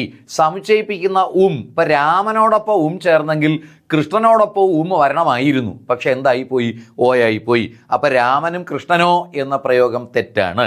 രാമനും കൃഷ്ണനും അവിടെ പോയില്ല. അടുത്തത്, ഓരോ ആളുകളും. നോക്കൂ, ഓരോ എന്ന് പറയുന്നത്, ഒരു എന്ന് പറയുന്നത് ഏകവചനമാണ്. ഒന്ന് ഏകത്വത്തെ സൂചിപ്പിക്കുന്നതാണ്. അപ്പോൾ ഒരു എന്ന വിശേഷണം ചേർക്കുമ്പോൾ, ഓരോ എന്ന വിശേഷണം ചേർക്കുമ്പോൾ ആ നാമവും ഏകവചനമായിരിക്കണം. എന്നാൽ ഇവിടെ ആള് എന്നല്ല, ആളുകൾ എന്ന ബഹുവചനമായി പോയി. അപ്പോൾ അവിടെ തെറ്റാണ്. ഇനി മറ്റ് ഗത്യന്തരമില്ലാതെ അയാൾ തിരിച്ചടിച്ചു. അവിടെ ആവർത്തനമുണ്ടായി, പൗനരുക്ത്യമുണ്ടായി. ഗത്യന്തരം എന്ന വാക്കിൻ്റെ അർത്ഥം മറ്റ് ഗതി എന്നാണ്, മറ്റ് മാർഗം എന്നാണ്. ഗതി അന്തരം, മറ്റ് മാർഗം. ഗത്യന്തരം എന്ന വാക്കിൻ്റെ അർത്ഥം മറ്റ് മാർഗം എന്നാണ്. അപ്പോൾ ഇവിടെ ഗത്യന്തരം എന്ന് പ്രയോഗിക്കുമ്പോൾ പിന്നെ ഏതിൻ്റെ ആവശ്യമില്ല? മറ്റ് എന്നത് വേണ്ട. ആവർത്തനം ഉണ്ടാകുന്നു, പൗനരുക്ത്യം ഉണ്ടാകുന്നു. അപ്പോൾ ഈ 3 സെൻറ്റൻസുകളും തെറ്റാണ്. എന്നാൽ ഇത് ശരിയാണ്. മുതിർന്നവരെ നാം ബഹുമാനിക്കണം. അവിടെ വാക്യത്തിന് ദോഷമൊന്നുമില്ല. അപ്പോൾ അത് ശരിയുത്തരമാണ്. അടുത്ത ചോദ്യത്തിലേക്ക് കടക്കാം. അടുത്ത ചോദ്യം ഇങ്ങനെയാണ്: പ്രത്യുപകാരം. നമുക്ക് വളരെ കൺഫ്യൂഷൻ ഉണ്ടാക്കുന്ന തരം ചോദ്യമാണ് പ്രത്യുപകാരം. പ്രത്യു അധികം പകാരം, പ്രത്യുപ പ്ലസ് കഹാരം, പ്രതി പ്ലസ് ഉപകാരം, പ്രത്യു പ്ലസ് ഉപകാരം. വരട്ടെ, നിങ്ങളുടെ ഉത്തരം വരട്ടെ. ആ പ്രതീക്ഷിച്ച പോലെ കുഴപ്പമില്ല, എല്ലാവരും ആദ്യമേ ശരി ഉത്തരമാണ് അയക്കുന്നത് ഇല്ലേ? മിടുകികൾ കറക്റ്റ് തന്നെയാണ്. പിന്നെ നമുക്ക് കൺഫ്യൂഷൻ ഉണ്ടാക്കുന്ന ഓപ്ഷനൊന്നും അതിനകത്തില്ല എന്നുള്ളത് കൊണ്ട് വളരെ ശരിയാണ്. അതെ, നിങ്ങളുടെ ഉത്തരം കറക്റ്റ് തന്നെയാണ്. ഓപ്ഷൻ സി, പ്രതി അധികം ഉപകാരമാണ് പ്രത്യുപകാരം. ഇത് നമ്മുടെ സംസ്കൃത സന്ധിയിൽ വരുന്നതാണ്. സംസ്കൃത സന്ധിയുടെ നിയമം അനുസരിച്ച് എങ്ങനെയാണെന്നറിയോ? അതിലെ എൺ സന്ധിയിലെ നിയമം അനുസരിച്ച് ഈ എന്ന അക്ഷരത്തിന് ശേഷം ഏതെങ്കിലും ഒരു സ്വരാക്ഷരം വന്നാൽ അത് യ് എന്നായി മാറും. അതുപോലെ ഉ എന്നതിന് ശേഷം ഏതെങ്കിലും ഒരു സ്വരാക്ഷരം വന്നാൽ അത് വ് എന്നായി മാറും. ഋ എന്നതിന് ശേഷം ഏതെങ്കിലും ഒരു സ്വരാക്ഷരം വന്നാൽ അത് ര് അല്ലെങ്കിൽ ഋ എന്നായി മാറും. ഇതാണ് എൻ്റെ പറയാം. അപ്പോൾ ഇതാണ് എൻ്റെ നിയമം. ഈ എന്നതിന് ശേഷം സ്വരം വന്നാൽ യ്, ഊന് ശേഷം സ്വരം വന്നാൽ വ്, ഋന് ശേഷം സ്വരം വന്നാൽ ര് അല്ലെങ്കിൽ ഋ. എന്നാൽ ഈ യ് വ് ര് ഇവയൊന്നും നമ്മളൊരു വാക്കിന് ഇടയ്ക്കോ അവസാനമോ ആവുമ്പോൾ അക്ഷരമായിട്ട് എഴുതില്ല, ചിഹ്നമായിട്ട് എഴുതൂ. അതായത് ഈക്ക് ശേഷം സ്വരം വരുമ്പോൾ യു ആകും, പക്ഷെ വാക്കിനിടയിൽ യ് എന്ന് എഴുതില്ല, അവൻ്റെ ചിഹ്നം ഇങ്ങനെ ഉപയോഗിക്കും. അതുപോലെ ഊന് ശേഷം സ്വരം വന്നാൽ വ് ആകും, പക്ഷെ വ് എന്ന അക്ഷരമായിട്ട് എഴുതില്ല, അവൻ്റെ ചിഹ്നം ഇത് ഉപയോഗിക്കും. അതുപോലെ ര് റ് ആവുമ്പോൾ ഈ ചിഹ്നം ഉപയോഗിക്കും. അതായത് ഈ നിയമത്തെ ഒന്ന് തിരിച്ചെടുത്തേ. യാ ചിഹ്നം വരുന്ന വാക്ക് പിരിച്ചാൽ പ്ലസിൻ്റെ ഇടതുവശത്ത് ഈ വരണം, വലതുവശത്ത് ഒരു സ്വരം വരണം. വാ ചിഹ്നം വരുന്ന വാക്ക് പിരിച്ചാൽ ഇടതുവശത്ത് ഊ വരണം, വലതുവശത്ത് സ്വരം വരണം. റ് ചിഹ്നം വരുന്ന പിരിച്ചാൽ ഇടതുവശത്ത് റ് വരണം, വലതുവശത്ത് സ്വരം വരണം. അല്ലേ? അത്യന്തം. അതെ അത്യന്തം അങ്ങനെ തന്നെയാണ്. നമുക്ക് നോക്കാം. ഓക്കെ, അപ്പോൾ അതാണ് ഈ നിയമം. അങ്ങനെയാണെങ്കിൽ പ്രത്യുപകാരം, ഇവിടെ ഏത് ചിഹ്നമുണ്ട്? യകാരം, യാ ചിഹ്നം. ആ യായെ പ്ലസ് ആയി സങ്കല്പിക്കൂ. എങ്കിൽ യാ ചിഹ്നം പിരിച്ചാൽ പ്ലസിൻ്റെ ഇടതുവശത്ത് ഏത് വരണം? ഈ വരണം. വലതുവശത്ത് ഏത് വരണം? സ്വരം വരണം. അപ്പോൾ ഈ വരയാണ്, യായാണ് പ്ലസ് എങ്കിൽ അതിൻ്റെ ഇടതുവശത്ത് ഈയിൽ അവസാനിക്കാവുന്ന വാക്ക് ഏതാ? പ്രതി. വലതുവശത്ത് സ്വരത്തിൽ ആരംഭിക്കാവുന്ന വാക്ക് ഏതാ? സ്വരം ഇവിടെ കിടപ്പുണ്ട്, ഉപകാരം. പ്രതി അധികം ഉപകാരം പ്രത്യുപകാരം. നേരത്തെ ചോദിച്ചു, അതെ കറക്റ്റ്. നേരത്തെ ചോദിച്ചതിൻ്റെ പറയാം. അത്യന്തം. ഇവിടെ ഏത് ചിഹ്നമുണ്ട് പിരിക്കാൻ? അത്യന്തം. നോക്കൂ, യാ. അപ്പൊ ഇടതുവശത്ത് ഈയിൽ അവസാനിക്കണം, അങ്ങനെയുള്ള വാക്ക് അതി. വലതുവശത്തൊരു സ്വരം വേണം, അന്തരം. അതിയധികം അന്തരം, അത്യന്തം. ക്ഷമിക്കണം, അന്തരമല്ല, അന്തം. അതിയധികം അന്തം, അത്യന്തം. അന്തരം പറഞ്ഞത് ഗത്യന്തരത്തില്. അപ്പൊ ഗത്യന്തരം എങ്ങനെയാണ് പിരിക്കുക? ഗത്യന്തരം ഇതേ രീതിയിൽ ഗത്യന്തരം. യാ വരുന്നു, അപ്പൊ ഇടതുവശത്ത് ഈ വേണം, ഗതി. വലതുവശത്ത് സ്വരം വേണം, അന്തരം. ഗതി അധികം അന്തരം, ഗത്യന്തരം. അതിയധികം അന്തം, അത്യന്തം. എങ്കിൽ നമുക്ക് വേറൊരു വാക്ക്, ഞാനിവിടെ ഒരു വാക്ക് എഴുതിയിടാം. നിങ്ങൾ വേഗം പിരിച്ചു പറയണം. ഇനി നമ്മൾ വേഗ വിരൽ റെഡിയാക്കിയല്ലോ. അടുത്ത നമ്മൾ പിരിക്കുന്ന വാക്ക് അഭ്യർത്ഥന. ഇതെങ്ങനെ പിരിക്കും? അഭ്യർത്ഥന ഒന്ന് പറഞ്ഞേ.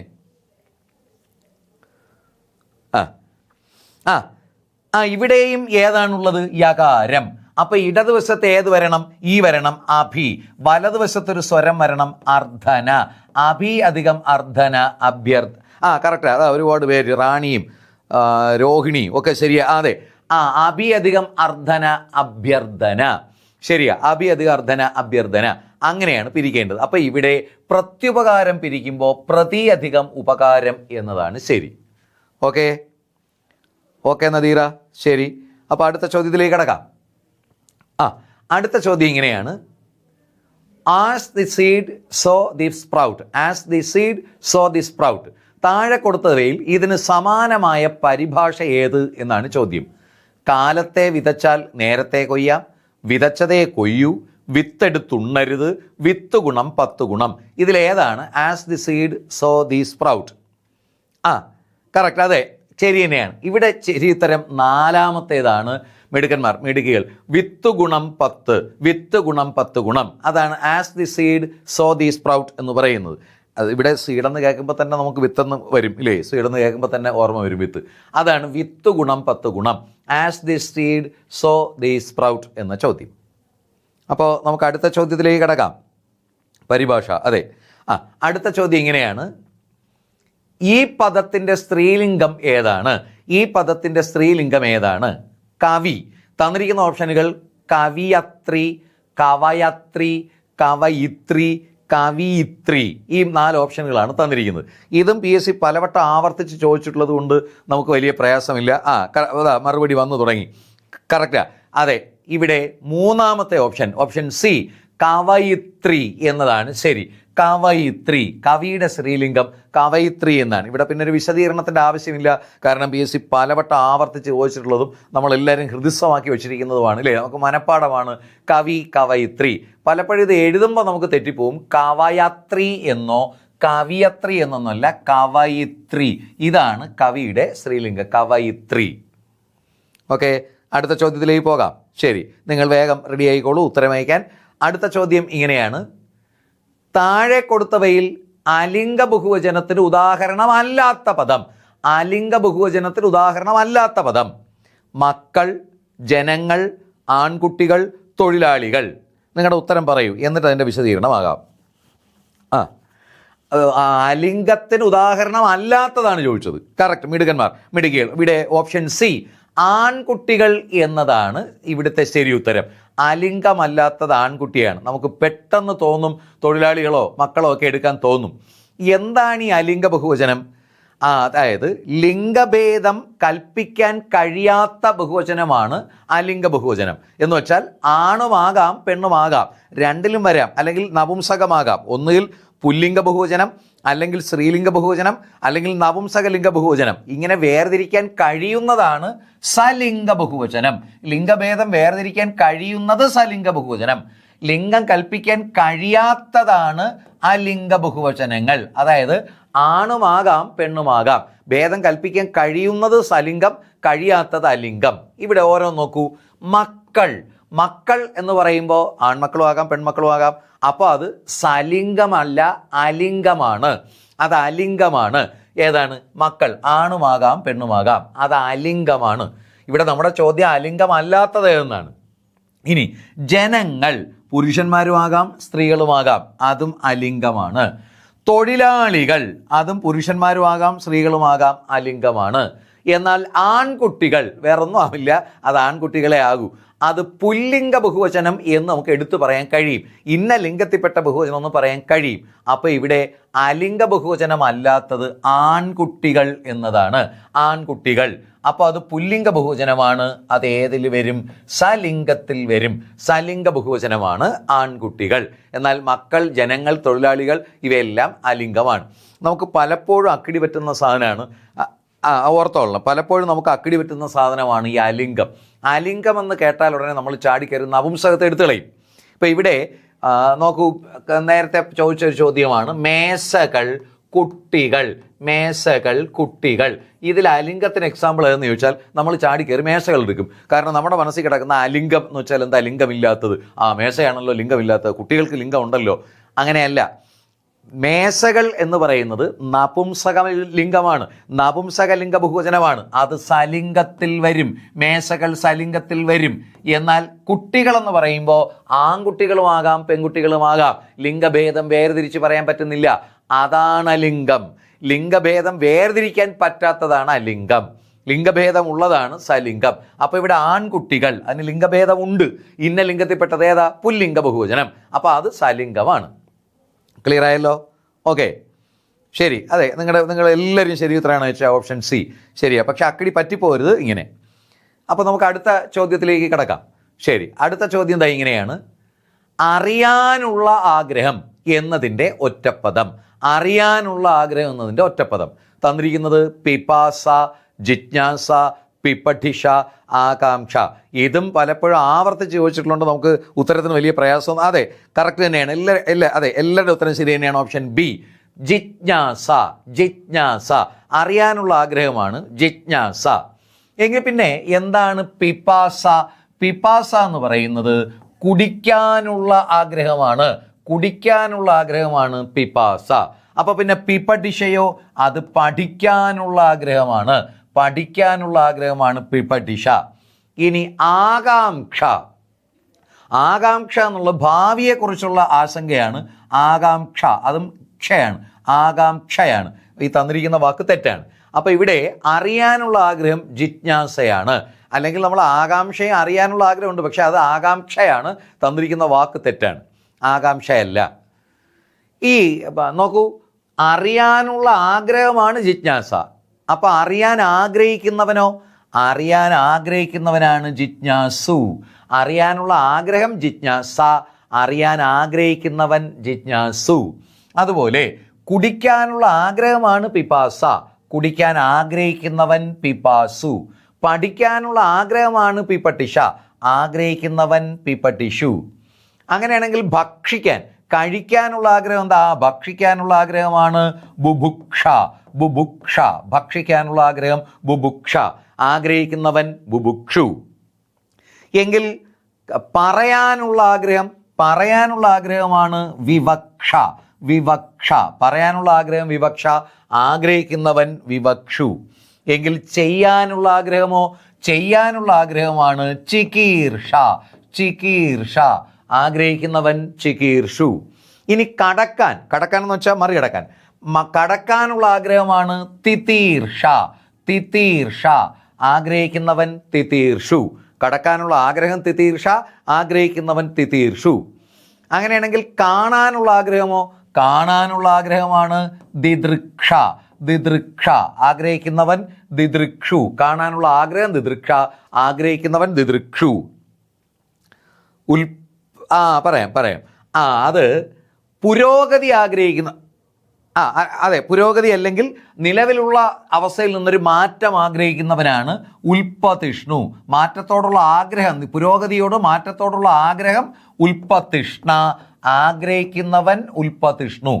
പുരോഗതി അല്ലെങ്കിൽ മാറ്റം, നിലവിലുള്ള സാഹചര്യത്തിൽ നിന്ന് ഒരു മാറ്റം, പുരോഗതി, അതിനുള്ള ആഗ്രഹം ഉൽപ്പതിഷ്ണ, ആഗ്രഹിക്കുന്നവൻ ഉൽപ്പതിഷ്ണു.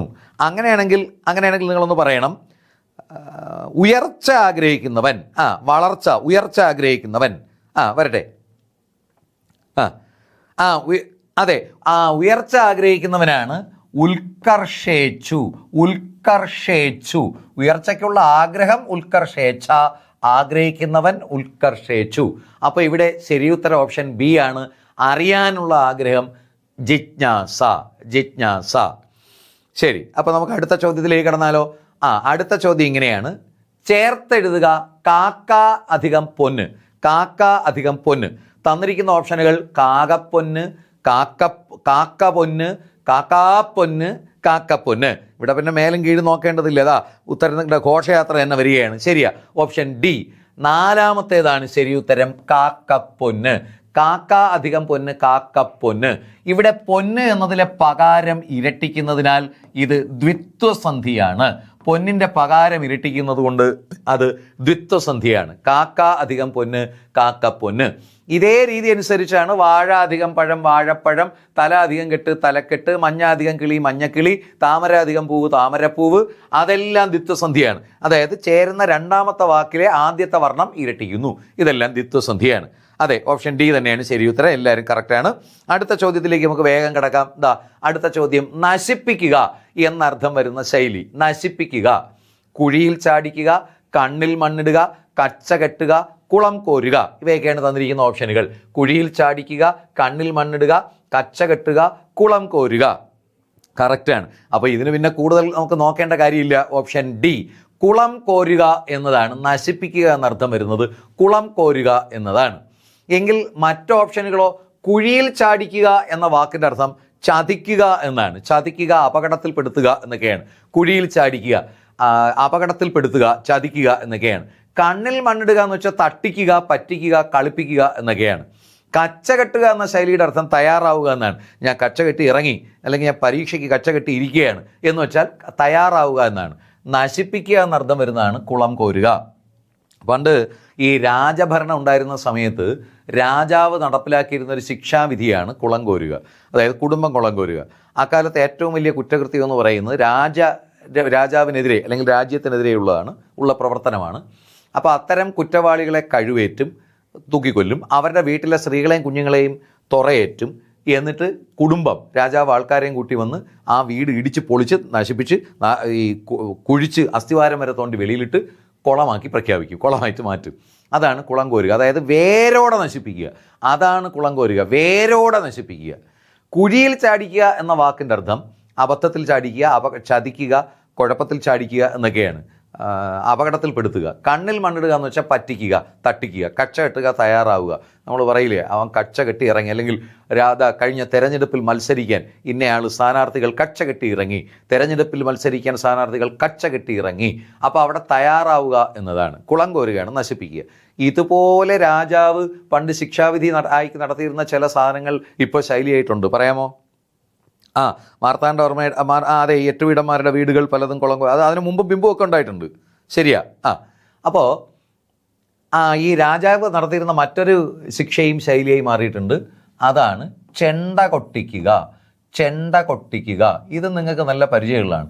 ഈ ശൈലിയുടെ അർത്ഥം ആക്ഷേപിക്കുക, അപമാനിക്കുക എന്നൊക്കെയാണ്. ഇതും പണ്ട് രാജാവ് നടപ്പിലാക്കിയിരുന്ന ഒരു ശിക്ഷാവിധിയാണ്. ചുട്ടികുത്തി ചെണ്ട കൊട്ടിച്ച് നാട് കടത്തുക. അതാണ്, അങ്ങനെയാണ് ചെണ്ട കൊട്ടിക്കുക എന്നുള്ള ശൈലി വരുന്നത്. ഇതെല്ലാം അന്നത്തെ ശിക്ഷാവിധിയിൽ നിന്ന് വരുന്നതാണ്. ഓക്കെ, അടുത്ത ചോദ്യം നോക്കാം. ശരി, അടുത്ത ചോദ്യം ഇങ്ങനെയാണ്. പിരിച്ചെഴുതുക പൊൽത്തിടമ്പ്. പൊൽത്തിടമ്പ് തന്നിരിക്കുന്നത് പൊൽ അധികം തിടമ്പ്, പൊന്ന് അധികം തിടമ്പ്, പൊല്ല് അധികം തിടമ്പ്, പൊൻ അധികം തിടമ്പ്. ഇതിലേതാണ് പൊൽത്തിടമ്പ്? Option B. ഒന്നുകൂടെ നോക്കണേ, ബി ആണോ? ഹരിത ഒന്ന് ശ്രദ്ധിക്കണേ. പൊല്ല് അധികം തിടമ്പ്, പൊന്ന്. ബി എന്ന് പറയുന്ന പൊൻ, അതാണോ? മിടുക്കന്മാർ, ശരിയാ, കറക്റ്റ് ആൻസർ. ലാസ്റ്റ് ആൻസർ ആണ് ഓപ്ഷൻ ഡി, പൊൻ അധികം തിടമ്പ്. പൊൻ അധികം തിടമ്പാണ് പൊൽത്തിടമ്പ്. കാര്യം പറയാം. നമ്മുടെ ഭാഷാസന്ധിയുടെ നിയമം അനുസരിച്ച് സാധാരണഗതിയിൽ എവിടെയെങ്കിലും ഇൽ എന്ന ചില്ലിന് ശേഷം ഖരാക്ഷരമോ അനുനാസികമോ വരുമ്പോൾ, ഖരമോ അനുനാസികമോ വന്നാൽ ഇല്ലിന് ശേഷം ഏതാണ് ഖരാക്ഷരങ്ങൾ? ക, ച, ഡ, ത, പ. ഏതാണ് അനുനാസികങ്ങൾ? ങ, ഞ, ണ, ന, മ. അപ്പോൾ ഇൽ എന്ന ചില്ലിന് ശേഷം ഈ ക, ച, ഡ, ത, പയോ ങ, ഞ, ണ, ന, മയോ വന്നാൽ ഇൽ മാറി ഇന്നാകും. ഇൽ ഇന്നാകും. ഇതനുസരിച്ചാണ് നേരത്തെ നെൽ അധികം മണി, നെൽ അധികം മണി. ഇവിടെ ഇല്ലിന് ശേഷം അനുനാസികമായ മാ വരുന്നു. അപ്പൊ ഇൽ മാറി ഇന്നാകും. ആ വാക്ക് എന്തായി മാറും? നെന്മണി, നെന്മണി. ഇതനുസരിച്ചാണ് നൽ അധികം മാ, നൽ അധികം മാ. ഇവിടെ ഇല്ലിന് ശേഷം മാ എന്ന അനുനാസികം വരുന്നു. അപ്പോൾ ആ ഇൽ മാറി ഇന്നാകും. ആ വാക്ക് എന്തായി മാറും? നന്മ. ഇങ്ങനെ എവിടെ ഇല്ലിന് ശേഷം ഖരമോ അനുനാസികമോ വന്നാലും അത് ഇന്നായി മാറും. എന്നാൽ 3 വാക്കുകൾ ഒഴികെ, 3 വാക്കുകൾ വരുമ്പോൾ നിയമം നേരെ തിരിച്ച് ഇൻ മാറി ഇല്ലാകും. 3 വാക്കുകൾ വരുമ്പോൾ ഇൻ മാറി ഇല്ലാകും. ആ 3 വാക്കുകൾ ഏതൊക്കെയാണ്? അവയാണ് മുൻ, പിൻ, പൊൻ. മുൻ, പിൻ, പൊൻ. ഈ വാക്കുകൾ വരുമ്പോൾ നിയമം നേരെ തിരിച്ച്. അതായത് നമ്മൾ നേരത്തെ പറഞ്ഞ നെല്ലധികം മണി നെന്മണിയോ അല്ലെങ്കിൽ കല്ലധികം മതം കന്മതമോ ആകുന്ന നിയമം അനുസരിച്ച് മുൽ അധികം പാട് മുൻപാട് എന്നാകണം. മുല്ലധികം പാട് മുൻപാടെന്നാകണം. ആകില്ല. അത് വരുന്നത് മുൻ അധികം പാട് മുൽപ്പാട്, മുൻ അധികം പാട് മുൽപ്പാട്. ഇവിടെ ഇൻ മാറി ഇൽ വരും. ആദേശമാണ്. അപ്പം നമുക്ക് തോന്നും ഈ പകാരം ഇരട്ടിച്ചില്ലേ ദിത്വം അല്ലേ എന്ന്. അല്ല, അത് ഇരട്ടിക്കാതെ എന്ന് പറഞ്ഞു നോക്കിയേ. മുൽപ്പാടിലെ പ ഇരട്ടിക്കാതെ എന്ന് പറഞ്ഞു നോക്കിയേ. മുൽവാട് എന്ന് പറയാനാണോ? മുൽപ്പാട്. അത് നമ്മൾ ഉച്ചാരണ സൗകര്യത്തിന് വേണ്ടി ചേർത്ത ഭാഷാ നിയമമാണ്. അത് രണ്ടാമത് സംഭവിക്കുന്നതാണ്. ആദ്യത്തേത് ഇൻ മാറി ഇൽ വരുന്നു. ആദേശമാണ്. നമ്മൾ നേരത്തെ കല്ലധികം മതം കന്മതമായ നിയമം അനുസരിച്ചാണെങ്കിൽ പിൽ അധികം കാലം പിൻകാലമാകണം. ആവില്ല. പിൻ അധികം കാലം പിൽക്കാലം, പിൻ അധികം കാലം പിൽക്കാലം. അതുപോലെ പൊല്ലധികം കുടം പൊൻകുടമല്ല. പൊൻ അധികം കുടം, പൊൻ അധികം കുടം പൊൽക്കുടം, പൊൽക്കുടം. ഇവിടെ ഇൻ മാറി ഇൽ വരും. ഇതെല്ലാം ആദേശമാണ്. ഇതനുസരിച്ചാണ് പൊൻ അധികം താമര പൊൽത്താമര, പൊന്നധികം തിടമ്പ് പൊൽത്തിടമ്പ്. അപ്പോൾ പൊൽത്തിടമ്പ് പിരിക്കുമ്പോൾ വരുന്നത് പൊൻ അധികം തിടമ്പ് എന്നാണ്. പൊൽത്തിടമ്പ്. അതുകൊണ്ടാണ് മുമ്പ് പരീക്ഷയ്ക്ക് ചോദിച്ചത് നിങ്ങൾ ഓർക്കുന്നുണ്ടാകും. തിരുമുൻ അധികം പാട്. അത് തിരുമുൻ പാടല്ല, തിരുമുൽപ്പാട്. തിരുമുൻ അധികം പാട് തിരുമുൽപ്പാട്. അതെ, പൊൽത്താമര എന്നാണ്. പൊൻതാമരയല്ല, അതെ, പൊൽത്താമര. എന്തുകൊണ്ട് നമ്മൾ പൊൻതാമര അല്ലെങ്കിൽ പൊൻകുടം എന്ന് പറയുന്നില്ല? പൊന്താമര പൊങ്കുടം എന്ന് പറഞ്ഞാൽ പൊന്തി കിടക്കുന്ന താമര എന്നായി പോകും. അതുകൊണ്ടാണ്. അപ്പോൾ പൊൻ പ്ലസ് കുടം പൊൽക്കുടം, പിൻ പ്ലസ് കാലം പിൽക്കാലം. ഇതാണ് ശരി. അപ്പോൾ അടുത്ത ചോദ്യത്തിലേക്ക് കിടക്കാം. ശരി, അടുത്ത ചോദ്യം ഇങ്ങനെയാണ്, ഇത് പരിഭാഷയുമായി ബന്ധപ്പെട്ടതാണ്. ആളേറിയാൽ പാമ്പ് ചാവില്ല എന്നതിന് സമാനമായ ഇംഗ്ലീഷ് പ്രയോഗം. ആളേറിയാൽ പാമ്പ് ചാവില്ല. ഇതിന് തന്നിരിക്കുന്ന ഓപ്ഷനുകൾ: too much of anything is good for nothing, slow and steady wins the race, united we stand divided we fall, too many cooks spoil the broth. ആളേറിയാൽ പാമ്പ് ചാവില്ല. അതിന് പിന്നെ കൂടുതൽ ആലോചിക്കേണ്ട കാര്യമില്ല. ശരിയാ, ഓപ്ഷൻ ഡി അവസാനത്തേതാണ് ശരി ഉത്തരം. Too many cooks spoil the broth. ഒരുപാട് പാചകക്കാരായാൽ വിഭവം ശരിയാവില്ല അല്ലേ. ബ്രോത്ത് എന്ന് പറയുന്ന ഈ കഞ്ഞി മാതിരിയുള്ള എന്തോ ഒരു വിഭവമാണ്. അപ്പോൾ too many cooks spoil the broth, അതാണ് ആളേറിയാൽ പാമ്പ് ചാവില്ല. നമുക്ക് ആദ്യത്തെ ശൈലി നോക്കിയാലോ. Too much of anything is good for nothing. അതിന് തുല്യമായ മലയാളം ഏതാണ്? അതിന് തുല്യമായ മലയാളമാണ് അധികമായാൽ അമൃതം വിഷം. അധികമായാൽ അമൃതം വിഷം, അതാണ് too much of anything is good for nothing. Slow and steady wins the race. അതിന് തുല്യമായതാണ് പയ്യെ തിന്നാൽ പനയും തിന്നാം. അതാണ് slow and steady wins the race. ഇനി united we stand divided we fall, അതാണ് ഐകമത്യം മഹാബലം. ഐകമത്യം മഹാബലം. ഇനി ആളേറിയാൽ പാമ്പ് ചാവില്ല എന്നുള്ളതാണ് too many cooks spoil the broth. അതെ, എല്ലാവരുടെ ഉത്തരം കറക്റ്റ് തന്നെയാണ്. അവിടെ പിന്നെ വേറൊരു വലിയ കൺഫ്യൂഷൻ ഉണ്ടാക്കാൻ സാധ്യതയില്ലല്ലോ. എങ്കിൽ നമുക്ക് അടുത്ത ചോദ്യത്തിലേക്ക് കടന്നാലോ. അടുത്ത ചോദ്യം എന്താ? പിരിച്ചെഴുതുക ഇവൾ. ഈ അധികം അൾ, ഈ അധികം ആൾ, ഈ അധികം അൾ, ഈ അധികം ആൾ. ഇതിലേതാണ് ഇവൾ? ഇതും ഇടയ്ക്കിടയ്ക്ക് അവൻ ഇവനൊക്കെ അതെ, മിടുക്കികൾ, നിങ്ങളുടെ ഉത്തരം ശരി തന്നെയാണ്. ഓപ്ഷൻ എ, ഈ അധികം അൾ. ഈ അധികം അൾ ആണ് ഇവൾ. ഇവിടെയും ചേർക്കുമ്പോൾ ഇതിനിടയിലൊരു വകാരം കടന്നു വരുന്നതിനാൽ അത് ആഗമസന്ധിയാണ്, ഈ അധികം അൾ.